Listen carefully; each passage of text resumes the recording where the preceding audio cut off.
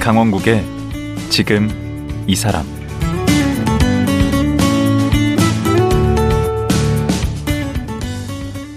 안녕하세요. 강원국입니다. 어제에 이어 특수교사인 유인비 선생님과 말씀 나눠보겠습니다. 어제는 지적 장애인 동생을 둔 누나로서의 삶, 그리고 동생이 장애인이라서 차별받았던 아픈 기억들과 장애인을 여전히 불편하게 바라보는 시선들에 관해 얘기 나눴습니다. 오늘은 특수교사의 역할, 그리고 특수교사 유인비 선생님의 꿈은 무엇인지 들어보겠습니다. 유인비 선생님 만나보죠.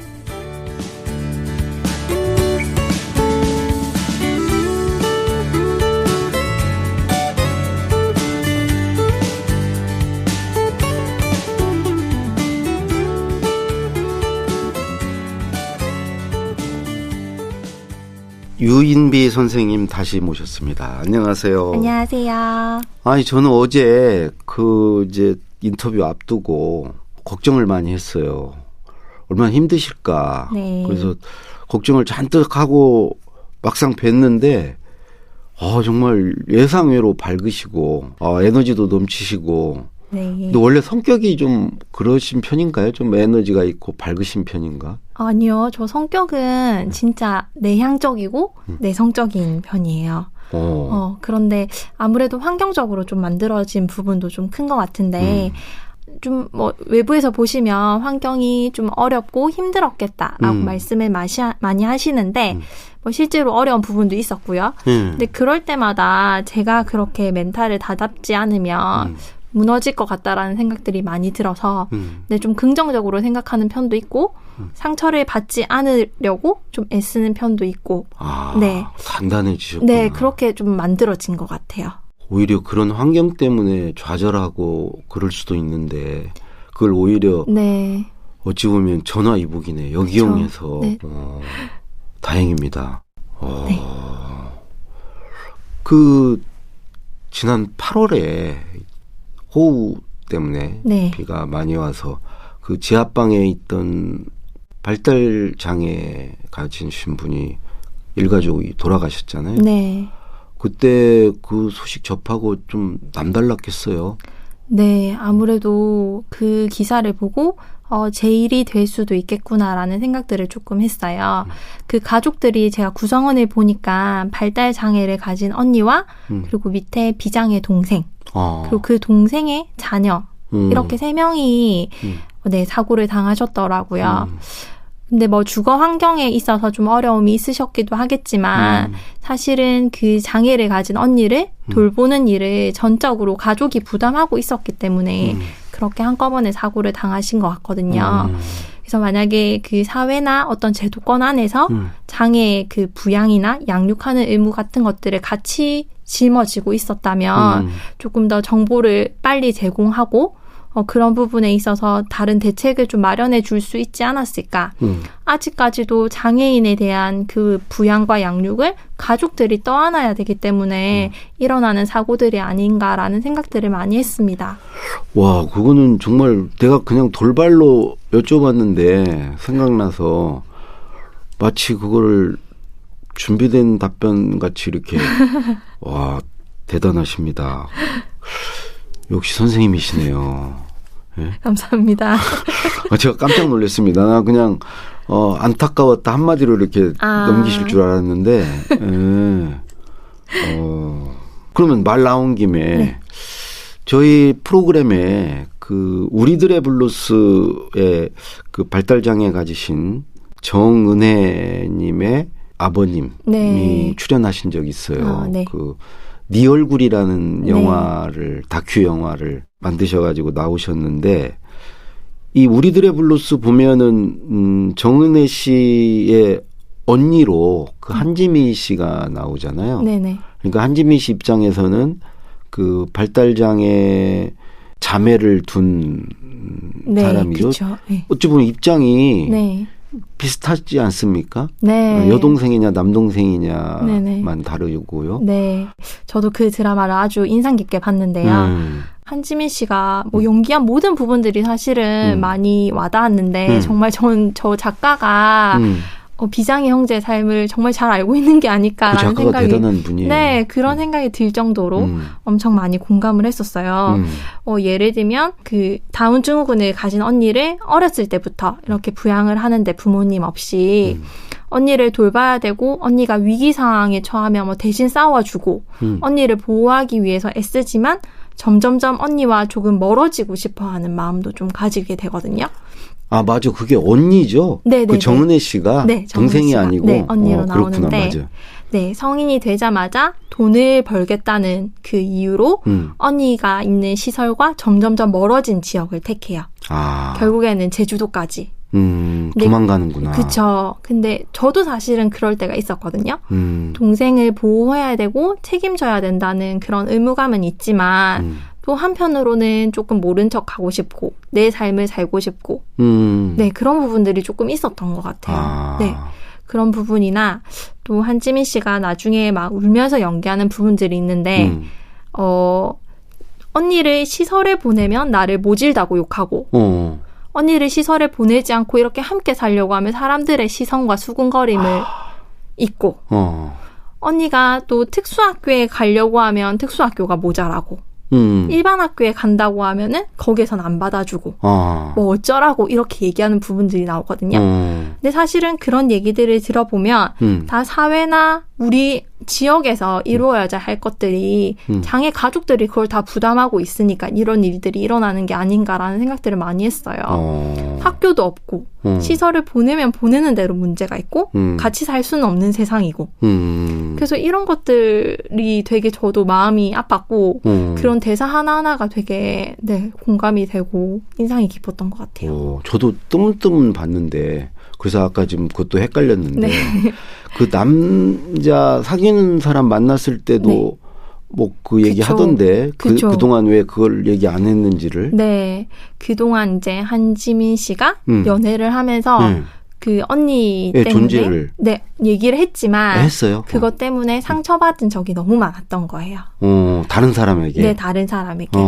그래서 이 남자한테는 그냥 이런 것도 안 보여주고 그냥 적당히 만나다가 헤어질 마음이었던 거죠.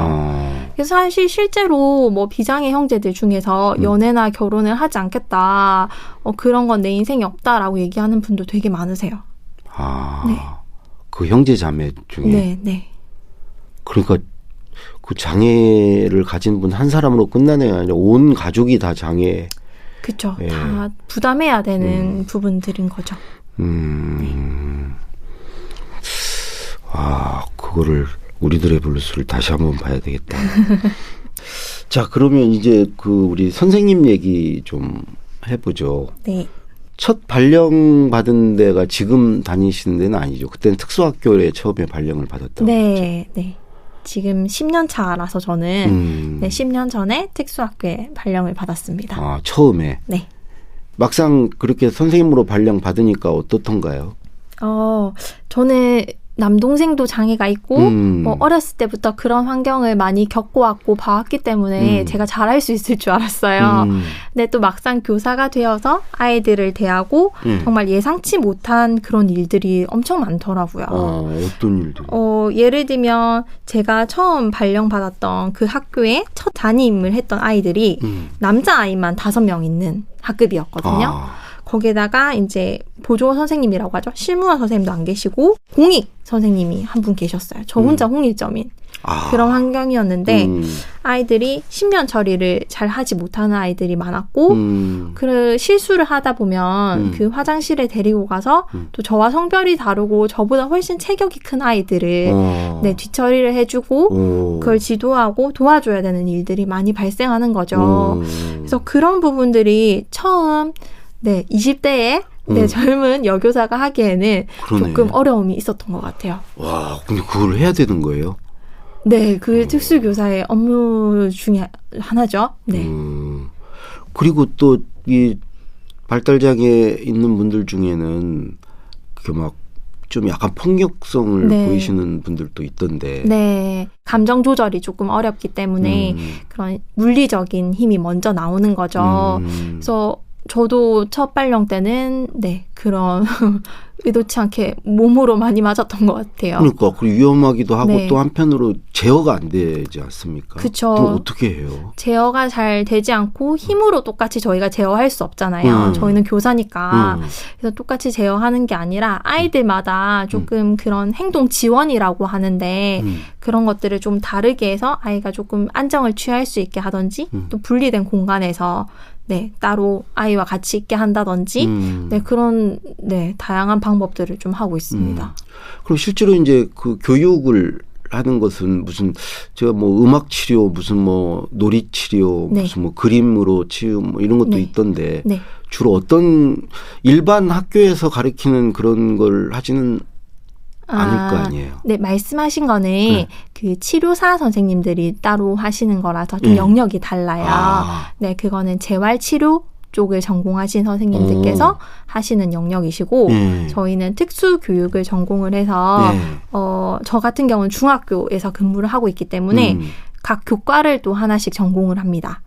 저는 특수 국어를 전공을 했거든요.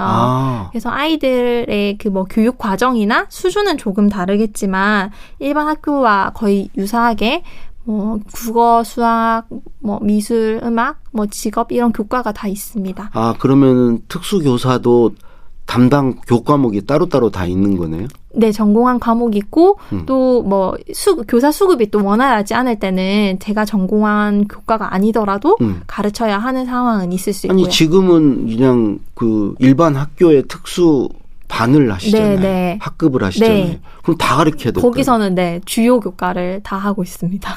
원래 국어 선생님인데 네, 국어 교사지만 영어도 수학도 하고 영어도 하고. 그래서 영어 발음이 그렇게 좋으시구나. 아유. 네? 오, 지금은 그야말로 그냥 슈퍼맨이시네 다. 네, 특수교사는 멀티플레이어가 돼야 된다는. 전교과를 하는 데다가 뭐 네. 애들 저거 수발도 다 해야 되고. 네, 네, 여러 가지를 다 하고 있습니다. 갑자기 궁금한데 동생분은 그러면 어느 학교까지 나왔나요? 저희 동생은 중학교까지는 일반 학교 특수학급을 나왔고요. 고등학교는 특수학교로 진학을 했습니다. 네, 그래서 졸업은 한 건가요? 네, 특수학교 졸업을 하고 네. 사실은 제일 문제는 아이들이 성인이 되면 갈 곳이 없어요. 그러네. 네, 왜냐하면 직업적인 능력을 가지고 있는 아이들은 진짜 몇 프로 되지 않기 때문에 그렇게 취업을 하는 경우는 정말 흔치 않고요. 보통 또 그렇게 집으로 돌아가거나 아니면 저희 동생 같은 경우도 한 1년 반 정도는 집에서 데리고 있었거든요. 이따가 주간보호센터, 복지관에서 운영하는 주간보호센터. 주간이란 말이 네. 야간 주간할 때 그 주간 네, 네. 국가에서 하는 건가요? 국가에서 하는 건 아니고요. 네, 복지관에서 하는 거죠. 복지관도 사실은 사설 복지관이 훨씬 더 많고. 아, 그래요? 그럼 네. 돈을 내겠네. 네, 지자체에서 하는 복지관도 돈은 네. 다 냅니다. 아, 그래요? 네, 근데 뭐 이렇게 생활 그런 수준에 따라서 지원받는 경우도 있기는 하지만 돈이 문제가 아니라 사실은 그런 주간보호센터가 너무 장애인 수에 비해서 적어요? 적고 또 어떤 주간보호센터는 나이 제한을 두는 곳이 있어요. 아. 네, 노인이 된다고 해서 장애가 없어지는 게 아니잖아요. 그렇죠. 더 심해지죠. 네, 그래서 갈 곳이 점점 아이들이 없어지는 거죠. 그러네. 네, 그게 제일 큰 문제인 것 같아요. 그럼 대략 지금 동생분 다니시는 데는 네. 몇 살까지 있을 수 있어요? 저희 동생 다니는 곳은 이제 얼마 전에 이렇게 협상을 해서 네, 그 나이 제한을 엄청 뒤로 밀렸다 하더라고요. 그래서 뭐 60 뭐 이렇게 잡았다고 하시던데 다른 곳은 뭐 35인 곳까지도 있고 그게 복지관마다 다 달라요. 나이 제한이 물론 없는 곳도 있지만요. 내는 돈은 그렇게 크게 부담 많이 되지는 않는 정도인가요? 제가 알기로는 그것도 복지관마다 좀 천차만별이긴 한데 비싼 곳은 30-40만 원까지도 한다고 하시더라고요. 월. 네, 월. 아까 그 동생분이 그 중학교까지는 일반 학교에 네. 특수 학급으로 갔고 네. 고등학교 때는 이제 그 아예 특수 학교로 갔다고 했는데 네. 이거를 본인이 이렇게 선택할 수 있는 건가요?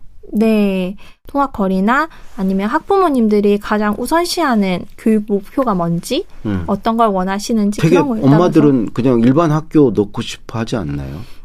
일반 학교에서 조금 사회성을 기르고 싶어 하시는 분도 계시고, 아니면 되게 많이 염려하시는 분도 계세요. 혹시나 비장의 아이들이 괴롭히거나 따돌리거나, 뭐 그런 좀 어려움을 겪지 않을까 하셔서, 아예 애초부터 특수학교로 보내시는 분도 계신 것 같아요. 특수학교가 그렇게 다 수용할 만큼 많이 있어요? 많이 없죠. 많이 없죠. 어쩔 수 없이 또 일반 학교, 근데 일반 학교에도 특수학급이 또 다 있는 건 아닐 거 아니에요? 다 있진 않은데 요새는 특수교육 대상자의 교육권이 우선시되기 때문에 네. 우리가 집 근처에 있는 학교에 가겠다라고 요구를 하면 학교에서 특수학급을 만들 수 있도록 되어 있습니다. 한 사람이라도? 네. 오. 네. 만들 수 되어 있는데 사실 그게 현실적으로 이루어지지 않는 경우도 좀 있기는 해요. 네. 그리고 특수학교도 지역에 그렇게 많지 않아서 아이들이 통학버스를 타고 1시간, 2시간을 다니는 경우가 있거든요. 편도. 그래서 어쩔 수 없이 집 근처에 있는 일반 학교 특수학급으로 진학하는 경우도 있습니다. 아니 이 프로그램에 그 서진학교 네. 아시죠? 네. 거기 나오셨거든요. 아, 네. 근데 그것도 뭐 그 서울 어느 지역에서 특수학교 뭐 못 만들게 네, 막 네. 주민들이 반대해가지고 워낙 유명한 사건이잖아요. 그래서 특수학교 만드는 것도 보통 일이 아닌 것 같은데. 네, 그 지역? 그렇죠. 그렇죠. 네. 교육청이나 뭐 이렇게 지역에서 만들겠다고 해도 그 지역 주민들 반대 때문에 못 만드는 경우가 많아요.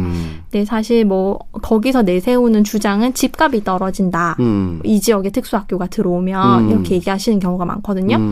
근데 그 부산대학교에서 조사한 연구에 따르면 집값이 떨어진 곳은 단 한 곳도 없다고 발표가 된 적이 있습니다. 오히려 오른 곳은 있어도 특수학교 인근 지역이 다른 지역에 비해서 떨어진 곳은 한 곳도 없습니다. 그리고 또 아픈 아이들이 왔다 갔다 하는 게 싫다라는 얘기도 많이 하시거든요. 그건 왜 싫지? 근데 제가 생각했을 때는 그 특수학교를 안 짓고 그 자리에 한방병원을 짓는다고 해요. 한방병원이야말로 정말 아픈 사람들이 왔다 갔다 하는 곳이 아닐까. 그러네. 그래서 제 생각에는 정말 그 논리가 있는 게 아니라 그냥 혐오적인 그런 편견인 거죠. 사실은. 그 논리나 증거가 맞아요. 그 있는 게 혐오. 아니라 혐오 시설이라고 생각하시고 그런 안 좋은 편견과 선입견 때문에 현실적인 벽에 많이 부딪히게 되는 것 같아요. 우리 그 선생님 그 반에 아까 지금 5명이라고 네. 했죠. 네. 그 5명이 다 좀 뭐 다를 거 아니에요. 네. 일률적으로 이렇게 하기가 어려울 것 같은데. 네. 그런 그렇죠. 것들은 어떻게 그러니까 1대1로 다 이걸 해줘야 될 것 같은데. 네. 뭐 비장애 학생도 그렇겠지만 저희 아이들도 100이면 100 모두 다르거든요. 뭐 그런 학업적인 수준이나 뭐 적응 행동 기술이라든지 그런 게 전부 다 달라서 학기 초에 개별적인 그 요구에 맞춰서 개별화 지원 계획이라고 다 세우게 되어 있습니다. 한 사람 한 사람. 네, 한 사람 한 사람. 한 사람 한 사람의 또 각 과목별로 그리고 뭐 그 일상생활에서 지도, 생활 지도 같은 것도 다 이 아이의 수준에 맞춰서 목표를 짜고 방법을 짜고 이렇게 계획을 다 세우게 돼 있어요. 그래서 그럴 때는 학부모님이나 일반 교사, 뭐 학교장 관련된 사람들이 다 함께 모여서 회의를 하고 그런 계획을 세우고 또 거기에 맞춰서도 수업을 하고 네, 학교 생활을 진행하고 있습니다. 제가 어느 그 다큐 보니까 그 남학생인데 이게 볼펜에 집착을 해요. 네. 볼펜만 보면 막 돌진해서 네. 그걸 뺏어요. 네. 그래서 막 그걸 쓰는 걸 하는데 그런 학생들이 많이 있나요? 네, 아무래도 자폐 성향이 있는 친구들이 좀 그런 경우가 있긴 있거든요. 그래서 뭐 어떤 특정 물건에 집착한다든지 아니면 어떤 행동, 뭐 예를 들면 박수를 꼭 2번을 쳐야 된다든지 짝수번에 집착하는 행동이라든지 또 아니면 선생님이 하는 걸 무조건 본인이 하고 싶어하는 그런 경우도 있어요. 그래서 저도 수업을 진행하는데 이게 파워포인트라고 하죠. 수업을 넘기는 거를 이게 넘기는 걸 되게 거기에 꽂혔나 봐요. 우리 어렸을 때 그러죠. 그래서 어른들이 하는 걸 이렇게 하고 싶어 하죠. 네. 근데 그게 조금 더 과했던 거죠. 그래서 수업 중간에 뛰쳐나와가지고 본인이 막 다 눌린다든지. 네. 그래서 그럼 저는 힘드시겠는데. 그냥 저는 우스갯소리로 내가병이라고 하거든요. 내가. 왜 저희 한 3, 4살 정도 되면 아이들이 본인이 다 하고 싶어 하잖아요. 그래서 그런 것처럼, 네, 우리 아이들도 조금 그렇게 간단한 행동들 같은 거는 뭐 본인이 하고 싶어 하는 경우가 좀 있는 것 같아요. 그래도 어쨌든 그렇게 하다 보면 뭐 이게 좀 크고 작은 사고도 일어날 수 있을 것 같은데. 네. 그런 경우는 뭐 없었나요? 크고 작은 사고 같은 경우는 뭐 사고라 하면은 아이들이 다치는 게 사실은 제일 큰 사고고, 뭐 아까처럼 말씀드린 것처럼 그런 반복된 행동이나 어떤 거에 집착하는 경우는 귀엽게 넘어갈 수 있는 것 같아요.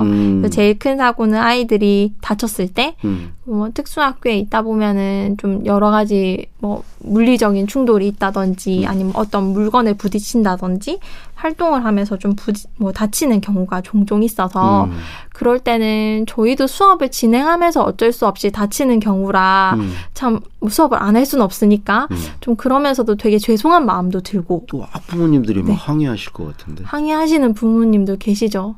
사실은 교육적 목표가 다르다 보니 저는 조금 다치더라도 이 활동을 해보는 게 더 의미가 있다고 생각하는데 어떤 학부모님들께서는 아직 아이들이 안 다치고 안전한 게 제일이라고 생각하시는 부모님들도 있거든요. 그래서 그런 부분에 있어서는 조금 갈등이나 항의가 있을 때도 있는 것 같습니다.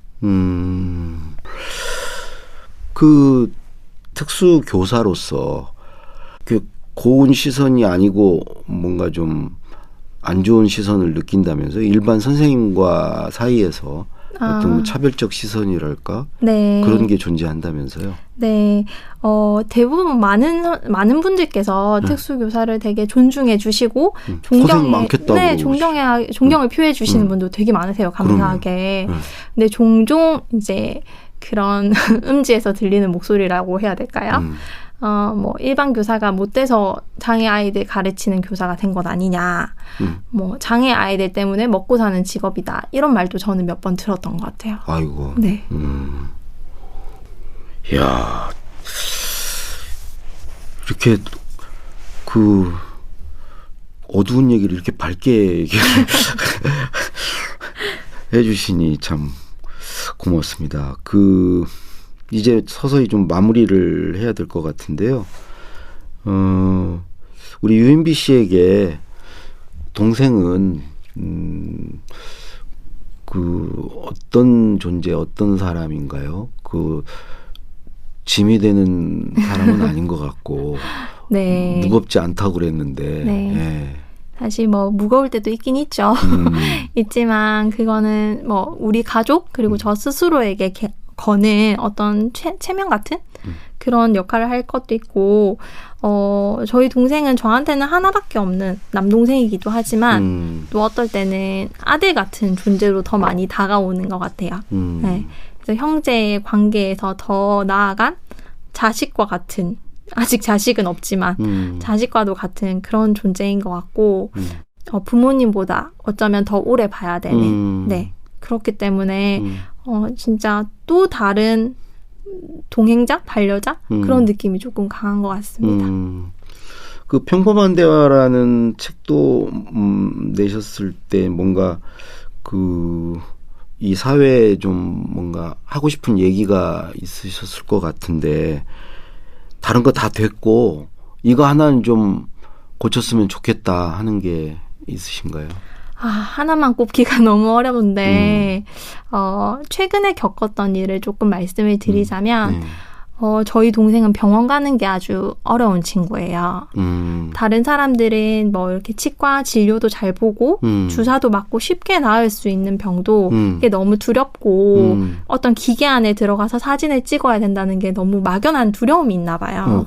그게 안 되거든요. 엑스레이 찍거나 뭐 CT 찍거나 이건 전혀 할 수도 없고 치과 가서 입을 벌리고 유지하는 것조차도 어렵고 최근에는 그 코로나 PCR 검사 받는 것도 보건소에 가면 진짜 성인 남자 5명이 잡고 막 받아야 할 정도로 너무 힘들었어요.